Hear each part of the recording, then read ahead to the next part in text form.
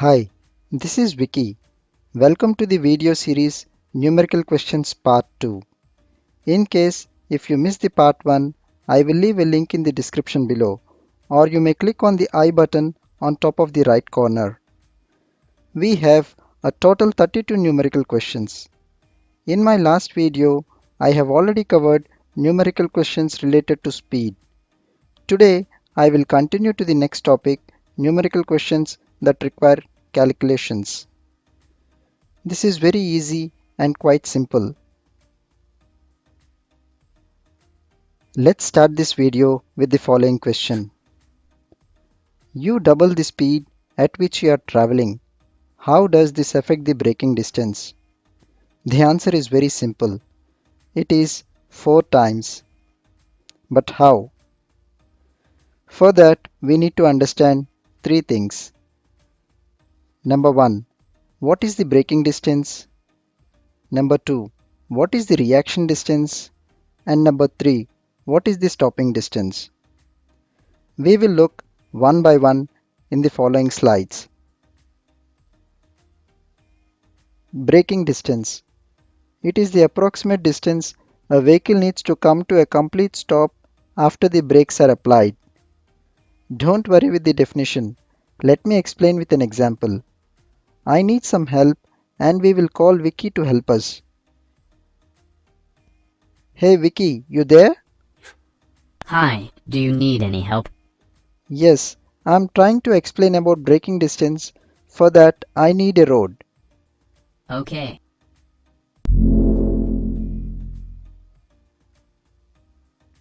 Here you go. Thank you, Vicky, that was quick. Also, could you help us to understand about braking distance? Sure.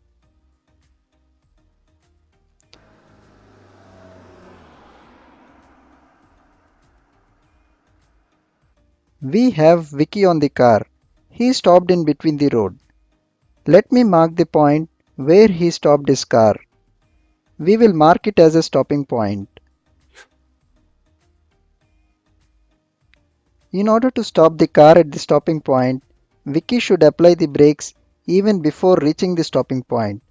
So, I want to mark one more reference point where Vicky actually applied brakes before stopping the car. We will mark it as a braking point. Now we have two reference points on the road. Braking point B, where Vicky applied brakes to stop the car, and the stopping point S, where the car came to a complete stop. Vicky, will you drive one more time for us? Okay. Observe carefully. Vicky will be coming from the right.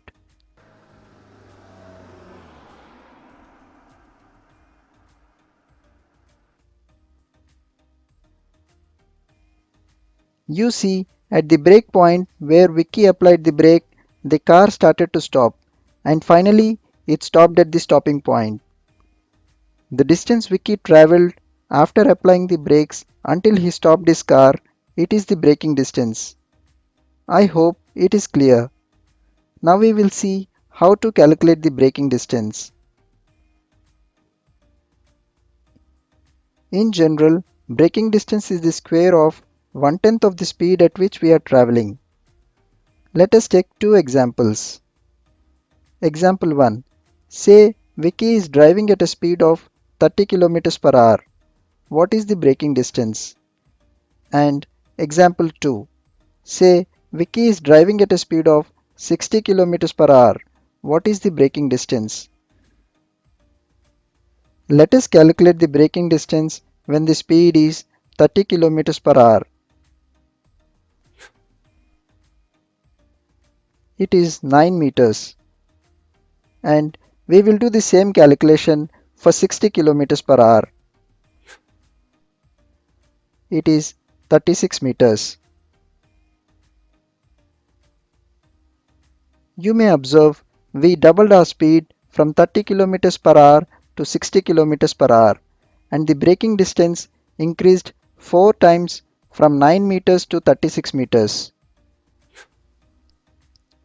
Do you remember this question? You double the speed at which you are traveling. How does it affect the braking distance? Now you know the answer. Let us check the reaction distance now. Reaction distance or thinking distance.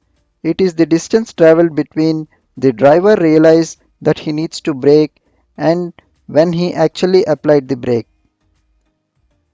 Forget about the definition and let me call Vicky again. Thanks Vicky for keeping the reference points as it is. You may aware that before applying brakes, the driver has to think about when to brake.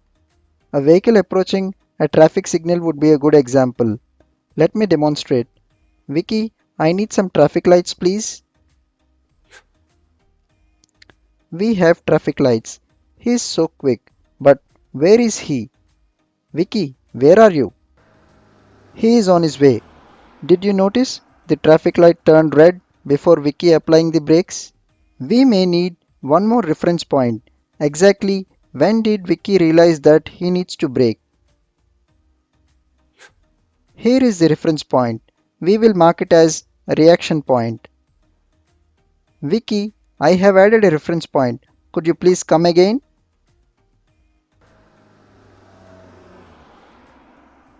You may see the traffic light is green and Vicky may come anytime.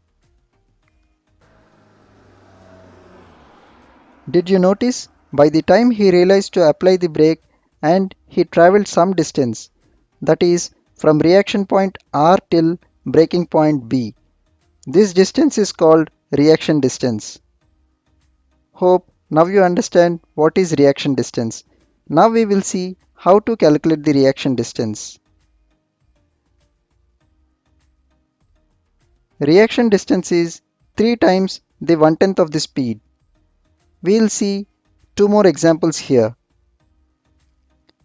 Vicky is driving at 30 kilometers per hour and Vicky is driving at 60 kilometers per hour. The reaction distance at a speed of 30 kilometers per hour is 9 meters and the reaction distance at a speed of 60 kilometers per hour is 18 meters. Now we know how to calculate braking distance and reaction distance. Let's get into the final topic, stopping distance. Stopping distance. It is the sum of braking distance and reaction distance. Let me walk through a quick summary.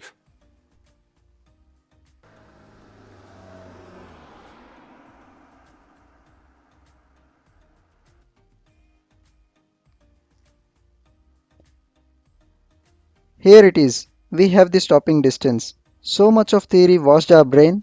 Don't worry, this will help us to answer the numerical questions. Now we will check the questions. You are traveling at 100 kilometers per hour and brake normally. What is the braking distance according to the rule of thumb? We know how to calculate the braking distance. So let's calculate. It is 100 meters. So the answer is 100 meters. Submit. Continue. You are traveling at 100 kilometers per hour and have a reaction time of 1 second. What is the reaction distance according to the rule of thumb? We know how to calculate the reaction distance. Let us calculate. It is 30 meters. So the answer is 30 meters. You are traveling at 100 kilometers per hour, have a reaction time of 1 second and brake normally. What is the stopping distance according to the rule of thumb? We know stopping distance is the sum of braking distance and reaction distance. Let's calculate the braking distance. It is 100 meters. Now we'll calculate the reaction distance. It is 30 meters. If we add together, we'll get 130 meters. So the answer is 130 meters. Submit. You are traveling at 50 kilometers per hour and brake normally. What is the braking distance according to the rule of thumb? Let's calculate the braking distance. It is 25 meters.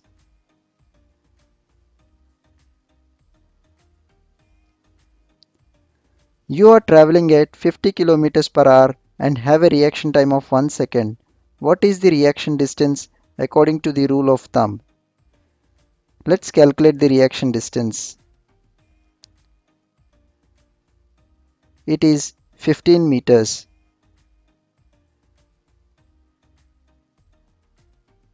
You are traveling at 50 kilometers per hour, have a reaction time of 1 second and brake normally. What is the stopping distance according to the rule of thumb? We have already calculated the braking distance and the reaction distance from the previous questions. Let me calculate one more time. We have braking distance of 25 meters and the reaction distance of 15 meters. Both put together, it is 40 meters. 40 meters and then submit. Now we have one important question. You are driving on a very narrow road and can see 50 meters ahead. What must be your maximum stopping distance?